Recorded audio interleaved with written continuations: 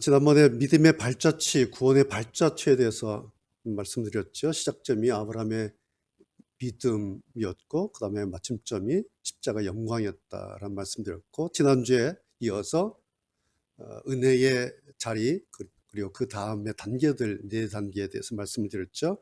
환난의 과정, 인내력이 연장되는 과정, 그리고 그러면서 인품이 연단되고 품격이 연단되는, 그리고 네 번째 수망의 단계, 지난주 은혜의 자리와 그 다음에 대한 말씀이었습니다.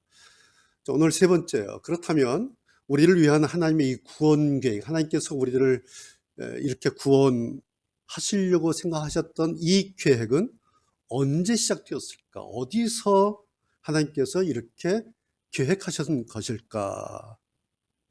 이 궁금증을 가지고 찾아가려고 하는 것이 오늘 우리가 탐험해 보려고 하는 구원의 인터스텔라, 그런 제목입니다. 제가 이런 생각을 하게 된 근거가 오늘 보면 6절에 있습니다. 6절 한번 그럼 다시 보시겠습니까? 우리가 아직 연약할 때에 그리스도께서 시의 적절할 때에 경건하지 않은 사람들을 위해 죽으셨습니다. 오늘 우리가 쉬운 성경을 읽었는데요. 거기에 시의 적절할 때에라고 번역되어 있어요. 쉬운 성경에는요. 이런 뜻이죠. 시의 적절하다. 그때의 어떤 사정이나 요구에 아주 알맞은 때다. 그런 의미죠. 우리가 가지고 있었던 한글 개혁이나 혹은 개혁 개정에는 기약대로 이렇게 번역되어 있어요. 여러분 기억되시죠? 기약대로 이렇게 되어 있어요. 기약이라고 하는 한자가 두 가지 의미가 있는데요. 기약할 기자, 약속할 약자를 써서 기약, 때를 정해서 약속한 거, 혹은 그런 약속, 그것이 기약이죠.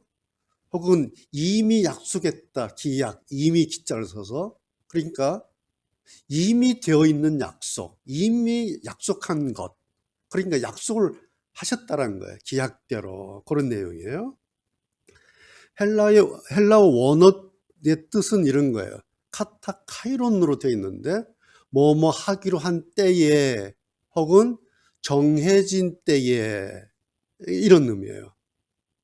혹은 정확히 바로 그때에, 그런 의미가 이제 헬라 성경의 원뜻이에요. 이것을 직역 성경에 보면 자기 때, 그리스도 때에, 이렇게 좀 여러 가지 내용으로 단어로 번역을 하고 있습니다. 자, 이런 거예요.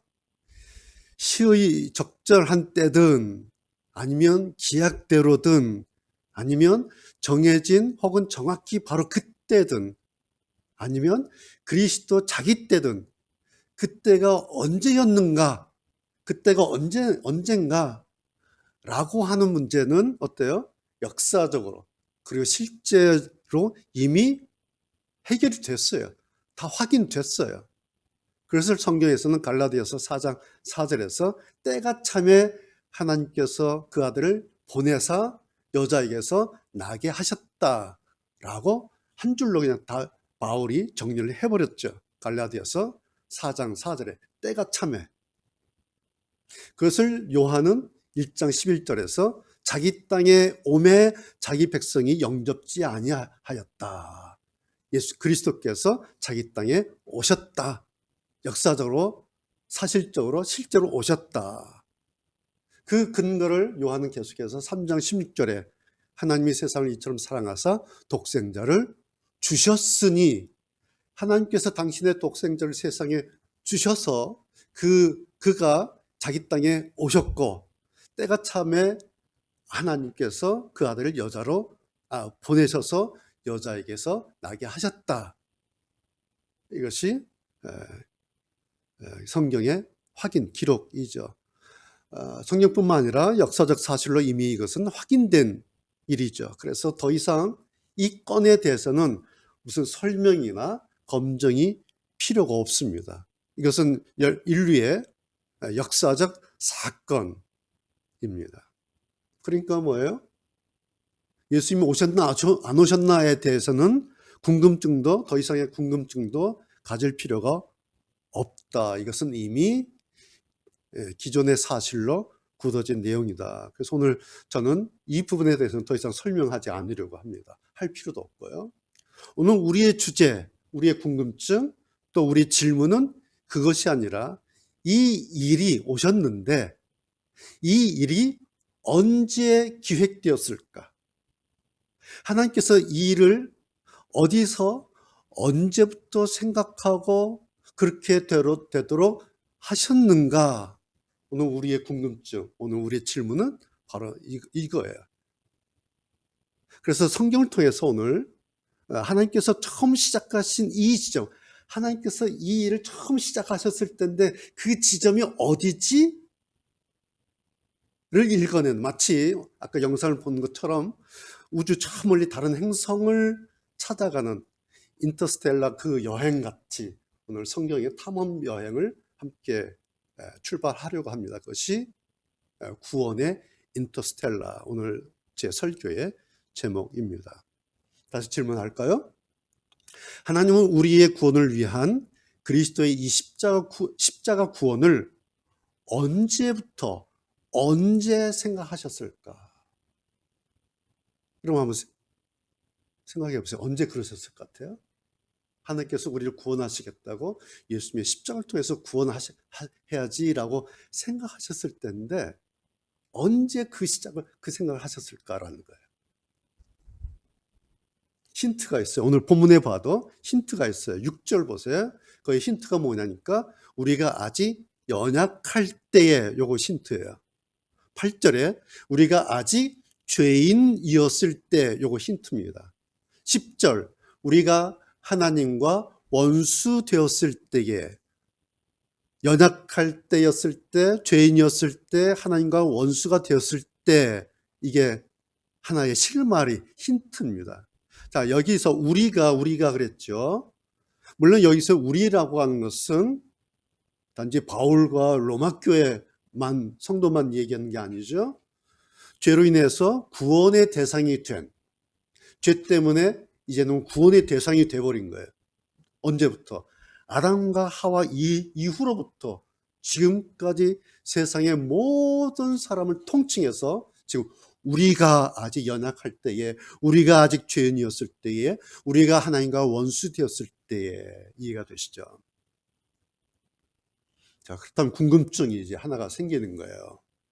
그렇다면 연약하고 죄인이고 하나님과 원수가 된 사람들을 위해서 구원해야겠다.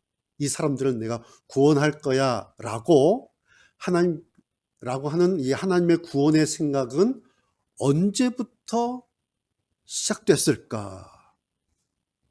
오늘 이 궁금증을 계속 가지고 이제 탐험을 가는 겁니다. 인터스텔라 다른 행성에 가기까지. 그런 것처럼. 다시 표현하자면 당신의 아들 예수 그리스도를 이 땅에 보내서 십자가 죽음으로 구원하시겠다라는 그 생각과 그 결정을 하나님이 언제부터 하신 것일까? 과연 어떤 때를 당신의 아들을 보내시기에 이제 가장 적당한 때가 됐어. 이것을 내가 가장 적당한 때를 할 거야 라고 그 생각을 언제 생각하셨을까?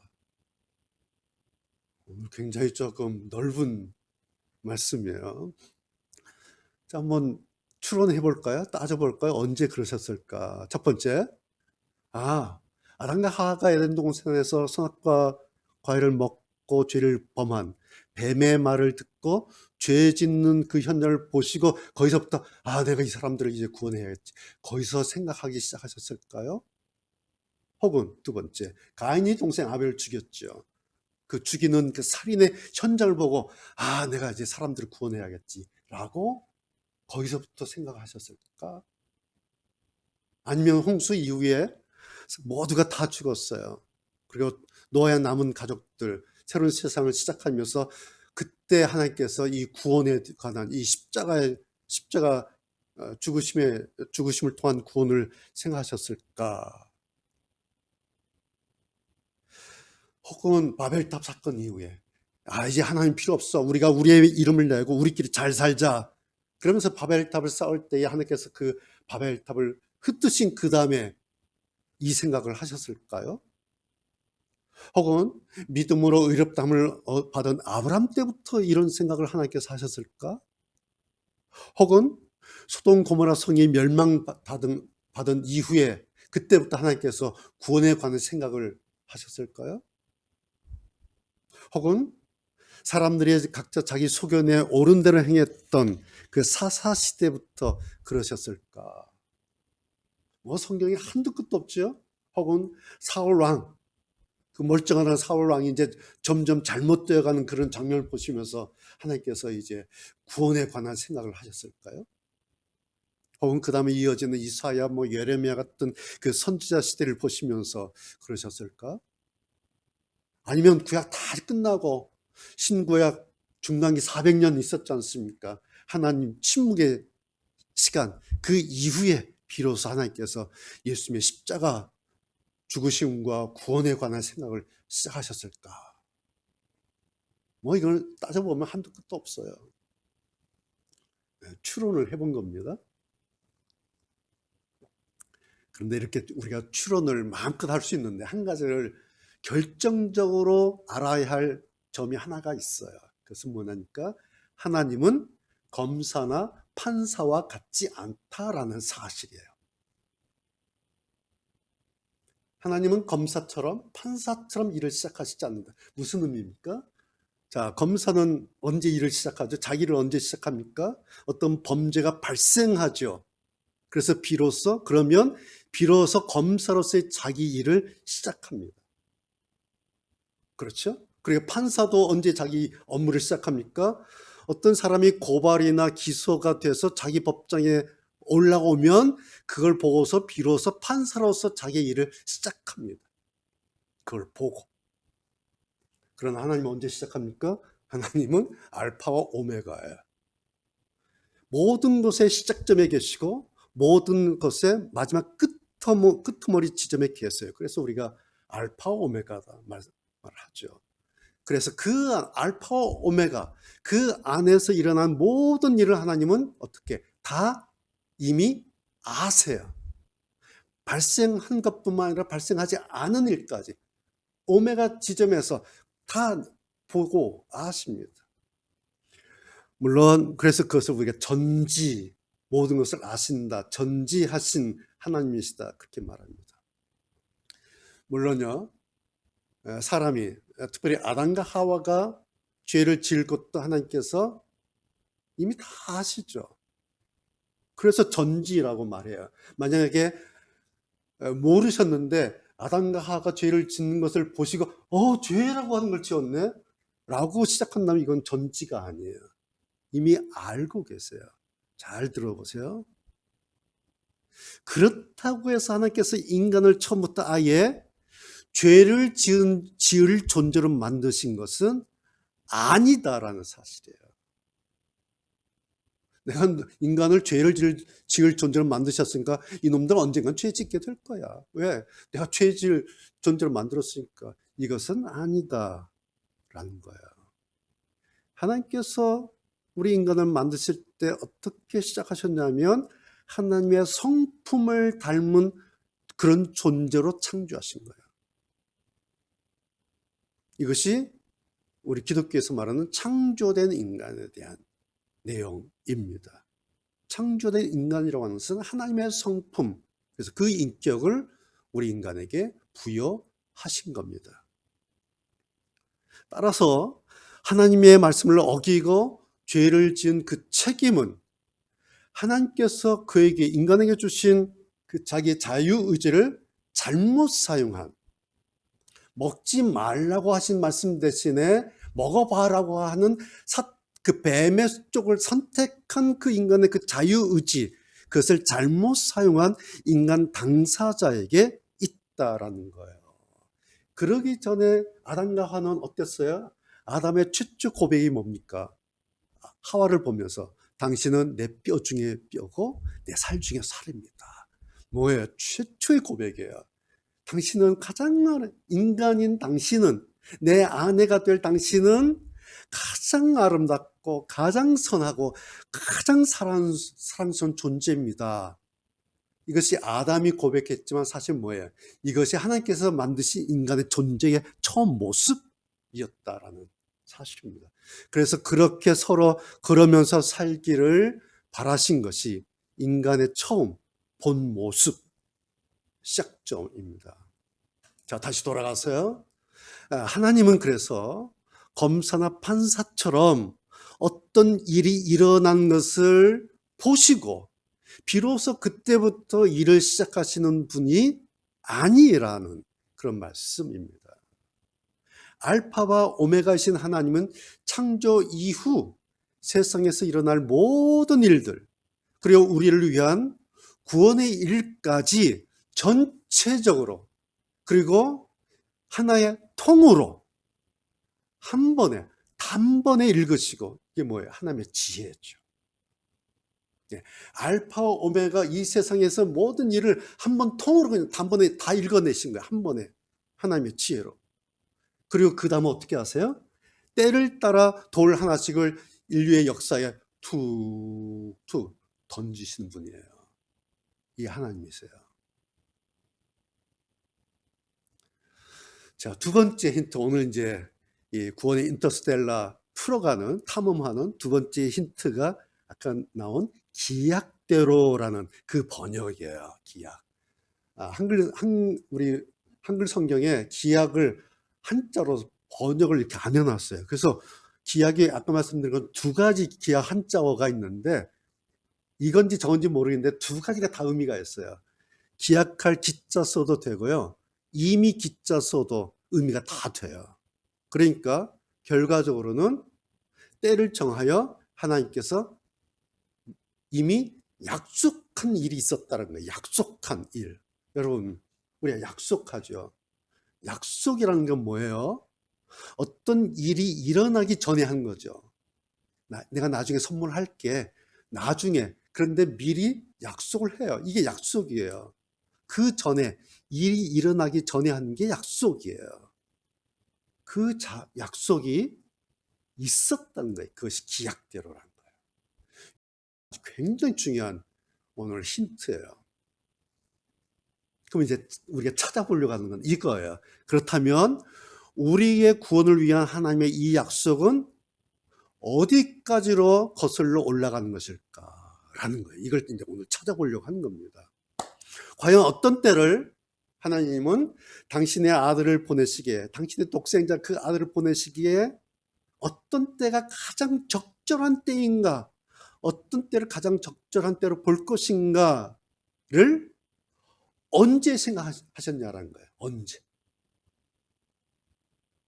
아까 제가 11가지 추론 예를 들었는데요. 첫 번째가 아담과 하와의 에덴 동산에서 선악과를 먹고 그날부터 하나님께서 그 현장을 보시고가 아니었다면, 그 첫 번째 장면이죠. 성경에 나오는 그 장면이 아니었다면 그 이전의 출발점은 그렇다면 어디지?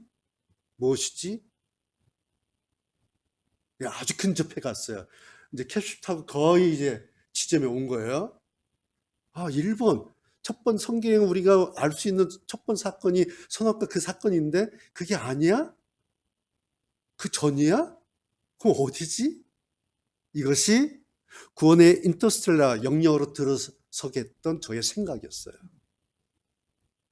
그럼 제가 오늘 이 말씀 한 두세 달 전에 생각했던 내용이에요. 제가 이런 생각을 하게 된 결정적인 동기가 하나가 있습니다. 아주 우연한 일이었어요. 제 침대 곁에 제 아내가 그린 그림 하나가 이렇게 60호짜리인가요? 걸려 있어요. 날마다 이제 오고 가며 누웠을 때 날마다 그 그림을 봐요. 그 하나님의 천지창조를 시작한 날을 그린 그 크리에이션, 천지창조라는 그런 제목의 작품인데요.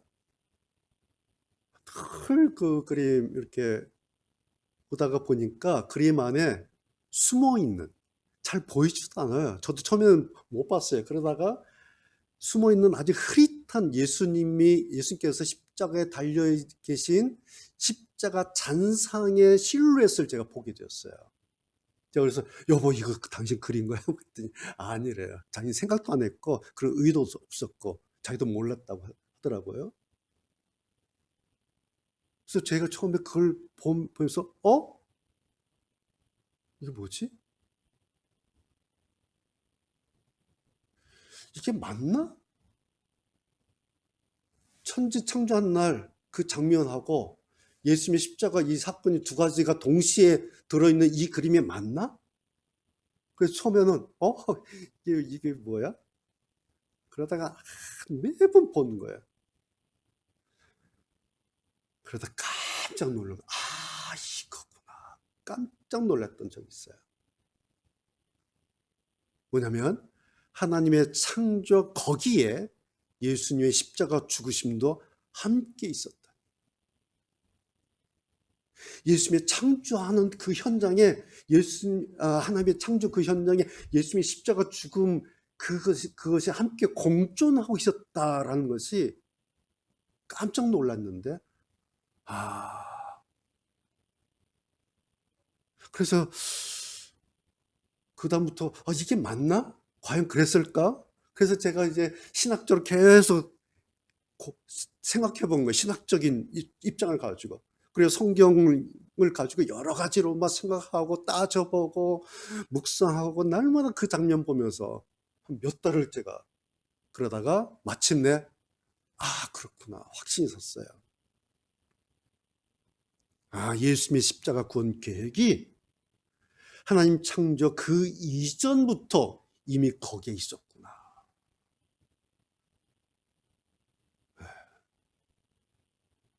그런데요, 여기까지는 이 생각까지는 전적으로 저 개인의 생각이에요. 저 개인의 해석이었어요. 그러다가 제가 읽고 있는 옥스퍼드 원어 성경 대전 그 사전을 이렇게 보다가 깜짝 놀란 거예요, 제가. 로마서 3장 26절에 대한 해석에 대한 내용이었는데요. 거기에 아마 그 저자가 무심코 몇 줄 흘러가는 말처럼 기록한 것 같아요. 그냥 일상적인 해석으로. 예. 거기에 이렇게 돼 있어요. 여러분 들어보세요. 그대로 제가 인용합니다. 실제 예수께서는 우리가 아직 죄인 되었을 때의 기약대로 경건치 않은 자들을 위해서 죽으신 것이다. 로마서 5장 6절. 지금 로마서 3장 26절 해설한 사전이에요. 거기에서 이제 5장 6절 오늘 본문을 가져오면서 실제 예수께서는 우리가 아직 죄인 되었을 때 기약대로 경건치 않은 자들을 위해서 죽으신 것이다. 그 다음 문장. 기약대로라는 말은 인간의 구속이, 인간의 구원이 창세 이전부터 하나님에 의해 계획되었음을 확인시켜준다. 이렇게 보죠. 이게 제 말이 아니에요. 그 사전에 있는 말이에요. 저도 그 전에 몰랐어요. 이 문장이 있는지. 다시요. 기약대로라는 말은 인간의 구속, 인간의 구원이 창세 이전부터 하나님에 의해서 계획되었음을 확인시켜준다. 이런 문장이 한 문장 있는 거예요. 312페이지. 결론 나왔어요. 이게 결론이에요. 자, 오늘 우리 구원의 시작점, 출발점이 어디였을까? 이 궁금증 하나로 시작했어요. 이제 답이 이제 제가 묵상한 것과 사전에서의 답이 딱 맞았어요. 인간의 구원이 창세 이전부터 계획되었다. 이것으로 오늘 우리 구원의 인터스텔라 탐험은 끝이 난 거예요. 이제 그 지점에 도착을 한 겁니다. 근데 그 지점이 어디냐니까 성경의 기록에도 없는 창세 이전부터. 이 부분은 기록이 없지 않습니까? 우리가 오늘 어떻게 왔어요? 성경의 캡슐 타고 여기까지 들어온 겁니다. 창세 이전에 그 공간까지. 이것이 우리의 구원의 인터스텔라입니다. 오늘 설교 본론 끝났어요. 이제 마무리만 할게요. 자, 그 다음에 구원의 인터스텔라 그 후의 이야기가 남아있어요. 후기. 자, 사람들이 그냥 영화를 보고 나서요. 그냥 재미있고 신나는 영화, 그냥 시시한 영화 보면은 나와서 끝내잖아요. 근데 명화를, 좋은 영화, 감동적인 영화를 보고 나서는 뭐예요? 후기를 올려요. 그리고 영화 감상문을 써서 제출도 하고 올리기도 해요. 여러분 검색 들어가시면 영화 인터스텔라 후기도 많고 감상문도 많고 뭐 그래요. 왜? 너무 감동적이니까. 사도 바울도요, 오늘 5장에서 직접 이런 표현 쓰지 않았어요. 근데 6절 이 말씀 사도 바울이 이 내용을 저도 알았는데 사도 바울이 왜 몰랐겠어요, 이거를. 이 내용을. 표현만 안 했을 뿐이지. 그래서 이 내용을 알고 나서 얼마나 감동하고 얼마나 기뻤으면 5절로 끝내지 않고 사도 바울이 그 다음 후기를 올린 거예요. 그것이 8절부터 11절까지. 이것이 인터스텔라 사도 바울의 후기예요. 8절부터 11절까지. 그 이런 후기예요. 그리스도께서는 우리가 아직 죄인이었을 때에 우리를 위해 죽으셨습니다. 이것으로 우리를 향한 하나님의 사랑을 나타내셨습니다. 우리는 그리스도의 피로 의롭다함을 얻었습니다. 우리는 하나님의 진노로부터 구원을 받을 것입니다. 우리는 이제 하나님과 화해하게 되었습니다. 우리는 하나님과 화목을 누리는 사람들이 되었습니다. 우리는 그분의 생명으로 구원을 받게 될 것입니다. 우리는 예수님 때문에 하나님 안에서 즐거워합니다. 우리는 이제 하나님과 화해하게 되었습니다. 11절까지 이것이 사도 바울이 쓴 구원의 인터스텔라 후기입니다. 달리 말하면 이 9가지, 제가 이렇게 세보니까 한 9가지가 돼요, 내용으로. 이 9가지 내용들이 예수님의 십자가 죽으심으로 얻고 누리게 될 오늘 우리 구원의 열매들이에요. 이러한 것들이. 그런데 이 열매들의 시작이 단지 2000년 전 갈보리에서 시작된 것이 아니라 인간의 우리의 물리적인 시공을 초월한 하나님 창조 이전의 세계, 거기서 시작되었었다라는 사실이에요. 여러분 신비롭지 않습니까? 그런데요, 이게 단지 신비만의 일이 아니에요. 이것은 오늘 구원받은 사람들에게서 일어난 현실이에요. 팩트예요. 사실이에요. 단지 몰라서 그래요. 혹은 단지 잊고 살아서 모르고 지날 뿐입니다. 어떤 분들은 간혹 만나서 대화를 나누다 보면 이런 말씀을 하세요. 제가 목사님 처음에 예수 믿고 구원의 확신 얻고 그랬을 때 얼마나 감사하고 얼마나 감격했는지 몰라요. 그래서 막 그때는 기도하려고 눈만 감으면 막 눈물이 줄줄줄 나오고 찬송하려고 시작하면 눈물이 줄줄줄 나오고 그때는 얼마나 좋았는지요. 그래서 지금도 때로는 그러고 싶은데, 그래서 지금 좀 눈물 좀 흘리고 싶은데 지금 아무리 막 눈물 쥐어 짜려도 안 돼요. 그게 안 돼요. 그런 그때의 그 감정, 그런 느낌이 생기잖아요. 그래서 너무 그때가 그리워요. 그런 말씀들을 종종 하세요. 여러분 왜 그럴까요? 이유는 딱 한 가지예요. 구원의 시점, 구원받는 시점이 언제냐? 자기의 그때로만 알고 있으니까 그래요. 내가 구원받는 것은 내가 구원의 확신 받았을 때, 주일학교 때, 청년 때, 언제, 세례 받은 다음에 언제, 그때 10년 전, 20년 전, 40년 전, 그때가 구원의 시점으로 생각하고 있기 때문에 그래요. 그래서 오늘 이 말씀 드리는 겁니다. 내 구원의 시작점, 그 출발점은 나도 모르는, 우리도 모르는 하나님의 창세 이전에 이미 계획됐었다 라는 사실이에요. 여러분 오늘 예배 후에 한번 이 말씀 계속 생각해 보세요. 나의 구원의 시작이 출발점이 내가 10년 전에 20년 전에 내가 어렸을 때 청소년 시절에 그때 부흥에 가서 은혜 받고 그때가 아니라 이미 하나님의 창조 이전에 거기서 시작되었구나. 여러분 이 놀랍고 신비로운 사실을 알게 되면 어떨 것 같습니까? 그 사람의 신앙의 폭, 신앙의 넓이, 신앙의 깊이, 신앙의 질이 달라질 것입니다. 다시 말씀드리면 우리 신앙의 생각이 구원의 인터스텔라, 하나님의 창조 이전까지로 들어가야 한다라는 그런 말씀입니다. 거기가 하나님의 은혜의 최초 시작점입니다. 거기가 우리 구원의 시작점입니다. 거기가 우리 신앙의 시작점입니다. 그리고 이 모든 일을 그렇게 하신 그분이 우리 신앙의 알파와 오메가 하나님이십니다. 이제 말씀을 정리하고 마치려고 해요. 이제 확인하고 적용하면 되겠습니다.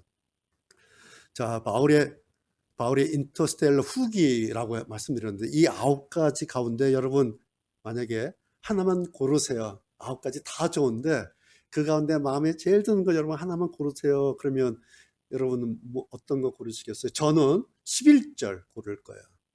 우리는 이제 우리 주 예수 그리스도를 통해 하나님 안에서 즐거워합니다. 저는 이거 하나 고르고 싶어요. 하나님 안에서 즐거워합니다. 9가지 중에 하나 고르라면 저는 이거 고르려고 해요. 하나님 안에서 즐거워합니다. 이거 뭔지 아세요? 100세 시대잖아요. 여러분 어떻게 살고 싶습니까? 남은 세월을 여러분 어떻게 살고 싶어요? 100세 시대에. 즐겁게 살고 싶지 않습니까? 그런데 성경이 사도 바울이 하나님 안에서 즐거워할 수 있다라고 하지 않습니까?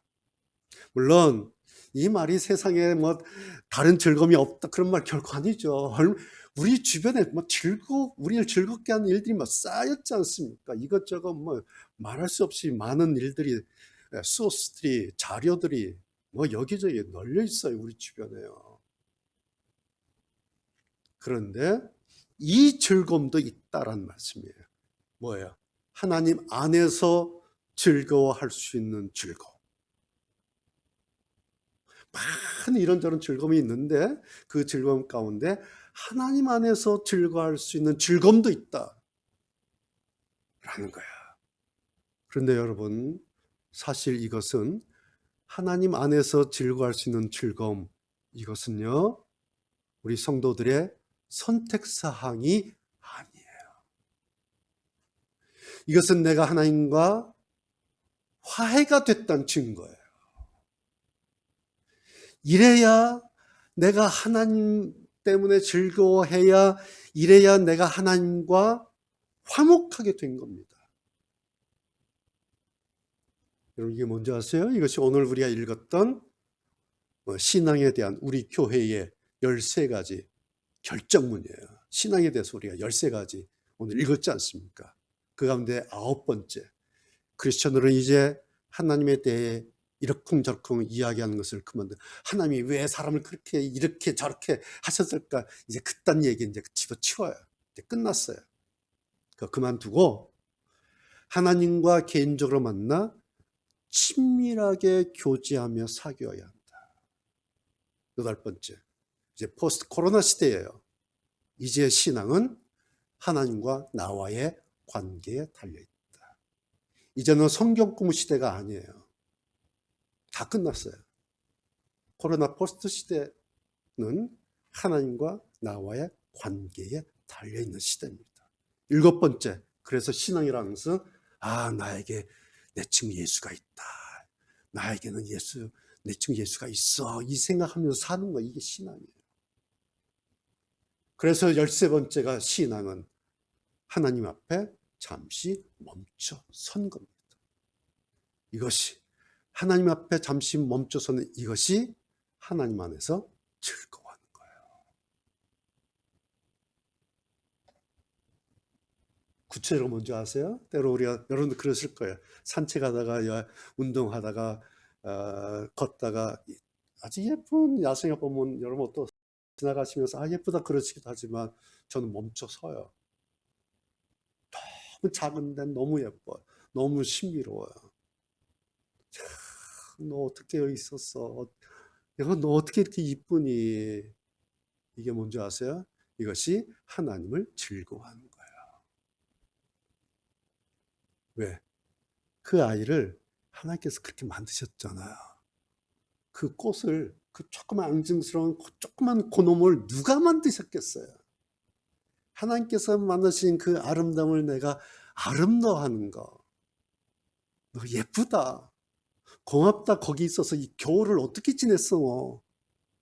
칭찬해주고 박수 쳐주는 그런 것들이 하나님을 즐거워하는 거예요. 그것이 하나님의 앞에 잠시 멈춰 선 겁니다. 여러분, 이런 신앙의 열매와 고백의 결과물로 나타나야 하는 것이 하나님 안에서 즐거워해야 하는 거예요. 그런데 여러분, 사도 바울이에요. 빌립보 교회에 주문한 거, 빌립보서의 주제 아시죠? 기뻐하라. 이것이 빌립보서의 주제예요. 나의 형제들아, 너희들 주 안에서 기뻐하라. 주 안에서 항상 기뻐하라. 내가 다시 말하는데 너희들 당신들 기뻐하세요. 이게 빌립보서예요. 그런데 바울이 지금 이 편지를 어디서 쓰고 있는 거예요? 어디서? 빌립보서는 옥중서신이에요. 옥중서신. 바울이 지금 감옥에서 편지를 쓰고 있는 거예요. 자기는 갇혀 있어요. 근데 그 안에서 성도들에게 편지를 하면서 성도들아 기뻐하라, 기뻐하라 그렇게 주문하고 부탁하고 있는 거 아닙니까? 왜 그럴까요? 말장난이에요? 아니에요. 사도 바울이 지금 감옥 안에서 자기가 그러고 있는 거예요. 감옥 안에서 자기가 기뻐하고 즐거워하고 있는 거예요. 너무너무 좋아서 난 너무 기쁜데 당신들도 기뻐하세요. 왜? 예수님 때문에, 하나님 때문에. 너무너무 즐거워요. 근데 돌아보면 착고에 차여 있어요. 자기의 환경은 갇혀 있어요. 캄캄한 옥 아니에요. 그런데 주님께서 내려주시는 그 기쁨을 감옥이라고 하는 그 공간이, 물리적인 공간이 그를 가두지 못하고 그를 방해하지 못한 거예요.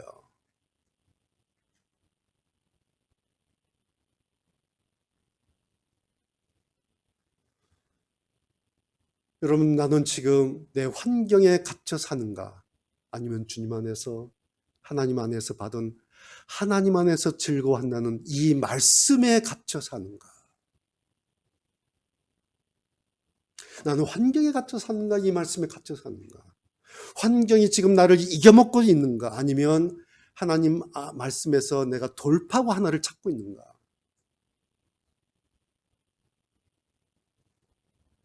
이것 또한 각자 자기의 영적인 인터스텔라입니다. 신앙하는 사람은, 구원받은 성도는 이 즐거움 하나 반드시 그렇게 가지고 살아야 합니다. 이렇게 저렇게 즐거움 찾는 여러 많은 일들 가운데 하나, 하나님 안에서 즐거워하는 이 즐거움 하나도 반드시 챙겨야 합니다.